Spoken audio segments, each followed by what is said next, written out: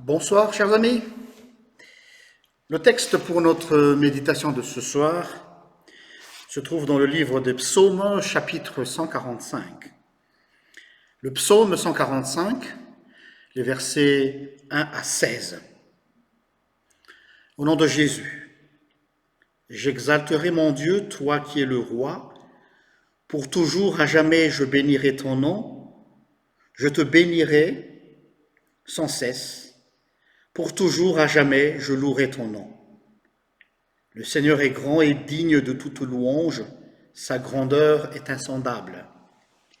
De génération en génération, qu'on fasse l'éloge de tes œuvres, qu'on raconte tes hauts faits, la magnificence éclatante de ta gloire. Je méditerai le récit de tes actes étonnants. On parlera de ta force redoutable et je raconterai tes hauts faits. On proclamera le souvenir de ton immense bonté. On criera ta justice, le Seigneur est clément et compatissant, patient et grand par la fidélité. Le Seigneur est bon envers tous, sa compassion s'étend sur toutes ses œuvres. Toutes tes œuvres te célébreront, Seigneur, et tes fidèles te béniront. Ils diront la gloire de ton règne et ils parleront de ta puissance pour faire connaître aux humains les hauts faits et la gloire magnifique de ton règne. Ton règne s'étend sur tous les âges, ta domination sur toutes les générations. Le Seigneur soutient tous ceux qui tombent, il redresse tous ceux qui sont courbés. Tous, avec espoir, tournent les yeux vers toi. C'est toi qui leur donnes leur nourriture en son temps. Tu ouvres ta main et tu rassasies à souhait tout être vivant. Amen. Plus particulièrement le verset 15, surtout qui m'a fortement interpellé. Plutôt le verset 14, pardon. Le Seigneur soutient tous ceux qui tombent, il redresse tous ceux qui sont courbés. Nous savons tous que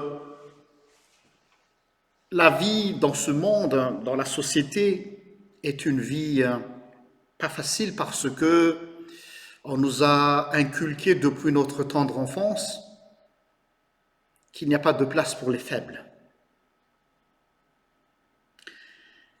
Et on a toujours entendu parler le mot loser, winner. Ah, celui-là, il fait partie des losers. Oh, c'est un loser. Celui-là, c'est un winner.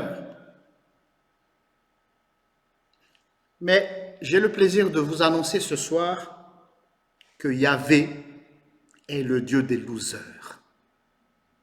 Oui, l'Éternel est le Dieu des losers. Même si nous regardons ce psaume 145, la première partie, il ne fait que la louange de la grandeur, de la splendeur, de la magnificence de l'Éternel, de sa capacité hors norme. Et pourtant, qui fait contraste, ce grand Dieu si puissant s'intéresse à un faible, à un loser. Pour ne pas dire il a un faible pour ceux qui sont pauvres. Et en entendant cela, ça fait écho les béatitudes, heureux les pauvres d'esprit. Donc, il y a un changement de paradigme de ce que nous avons connu et ce que on nous a éduqué dans la société, que dans ce monde, il n'y a pas de place pour les faibles. Ce qui veut dire, en contrepartie, dans le royaume de Dieu, seuls ceux qui se sentent pauvres, seuls ceux qui n'ont rien dans leurs mains, qui peuvent espérer recevoir quelque chose de la main de Dieu. Se présenter devant l'Éternel avec les mains vides. Celui qui croit qu'il a encore quelque chose à offrir, celui qui croit qu'il a encore une capacité de faire quelque chose de bien, celui-là ne pourra jamais recevoir la grâce de Dieu. Parce qu'une grâce, c'est un don qu'on accorde à celui qui n'a rien. Dans les évangiles, la parabole sur le royaume de Dieu, où le roi avait invité ses convives pour assister à une fête. Il a bien préparé le repas, comme d'habitude, mais comme quoi les invités ont tous trouvé des excuses. Moi, je dois encore faire ceci, je dois encore visiter le champ que je viens d'acheter. Ah, moi, je viens d'épouser une femme, donc j'ai pas le temps d'y aller. C'est-à-dire que c'est des gens qui ont tous quelque chose et qui ne trouvent pas l'utilité d'y aller parce que ils sont riches, riches dans le sens ils ont quelque chose. Et donc ils ne voient pas l'utilité d'aller là-bas pour manger. Alors qu'est-ce que le roi avait fait comme directive? Il a envoyé ses serviteurs, va dans les petites rues et oblige les gens qui sont dans les rues, les SDF, ceux qui n'ont rien à manger, ceux qui n'ont pas de toit sur leur tête, fais-les venir à cette fête, cette invitation. C'est une image, bien sûr, une image qui nous montre que seuls ceux qui n'ont plus rien, on a toujours cette façon de dire « j'ai plus rien à perdre », ceux qui ont tout perdu, j'ai une bonne nouvelle à te dire, Dieu s'adresse à toi. Dieu s'adresse à celui-là, à cet individu-là. Parce que quand on n'a plus rien, soit on tombe dans le désespoir, dans la dépression, ou au contraire, ce vide, ce manque nous ouvre les yeux vers le haut, vers l'Éternel, pour appeler au secours à Dieu. Et c'est ça qui est magnifique dans ce psaume. Il dit, toutes tes œuvres te célèbrent, ô Seigneur, ils diront la gloire de ton règne. Il est en train de louer la gloire de ce Dieu, mais ce Dieu qui est tout-puissant, Yahvé, s'intéresse aux plus faibles. Yahvé, le Dieu des losers. La société aime mettre des cases.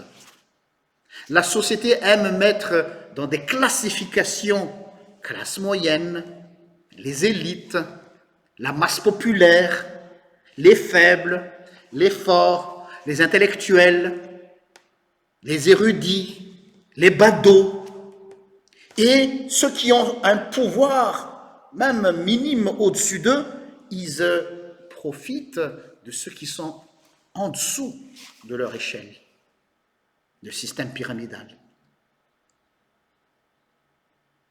Normalement, celui qui est au sommet, n'a aucun intérêt de s'intéresser à celui qui est au plus bas de l'échelle. En principe, ce qui l'intéresse, c'est celui qui est au même rang que lui, parce qu'il pourrait lui apporter quelque chose. C'est toujours dans son propre intérêt. Mais de là à s'inquiéter au plus faible, loin de lui. J'ai entendu dans un reportage Rockefeller qui a osé dire même « Pourquoi tu t'intéresses à ces gens-là » quand il voulait soudoyer un ami de rejoindre sa cause, à faire partie de la classe dirigeante tout en haut du sommet, en exploitant les faibles et même en les piétinant de leurs petits droits qu'ils ont. Alors son ami, qui est plutôt un ami de confiance, a dit « Je suis désolé, mais ma conscience ne me le permet pas. » Et voilà ce que Rockefeller avait répondu à son ami. « Ce ne sont pas des personnes, tu sais, ce ne sont que des gens. » Voilà l'être humain orgueilleux quand il est au sommet de sa vie. Sa façon de voir son prochain a complètement changé. Il ne voit plus une personne humaine, il ne voit il dit ce ne sont que des gens, mais pas des personnes. Vous voyez la nuance, le jeu de mots derrière, mais très significatif. Heureusement que notre Dieu, il a tout, il n'a aucun intérêt à s'intéresser à nous. Mais s'il est venu vers nous, c'est pour justement nous relever de la poussière et de nous mettre à sa table. Rappelle-toi de ce que Jésus avait dit à ses disciples. Je reviendrai. Et là où je serai, vous serez avec moi. Tu ne seras pas dans une autre salle, mais tu seras tout près de lui. Et c'est ça la grâce. Que le Seigneur te bénisse. Amen. Je vous invite à la prière. Oh Seigneur, merci pour cette, non seulement intérêt, mais cet amour vraiment que tu as pour nous. Un amour inégalé, un amour qui n'existe pas sur cette terre parce que les puissants de ce monde ne s'intéresseraient jamais au plus bas de l'échelle. Ils ne nous considèrent même pas comme des êtres humains, comme des personnes, mais des gens, des simples gens. Ils nous chosifient, ils nous instrumentalisent, ils nous utilisent, ils nous exploitent, ils nous piétinent. Mais toi, si tu es venu, tu viens pour nous servir. Malgré toutes les autorités, tous les pouvoirs que tu as, que tu possèdes, tu les as utilisés pour nous. Seigneur, nous te sommes reconnaissants. Et dorénavant aussi, donne-nous ta façon de voir les choses quand tu nous mets dans une responsabilité ou une place importante dans la société, d'avoir toujours cette idée, cette mentalité-là.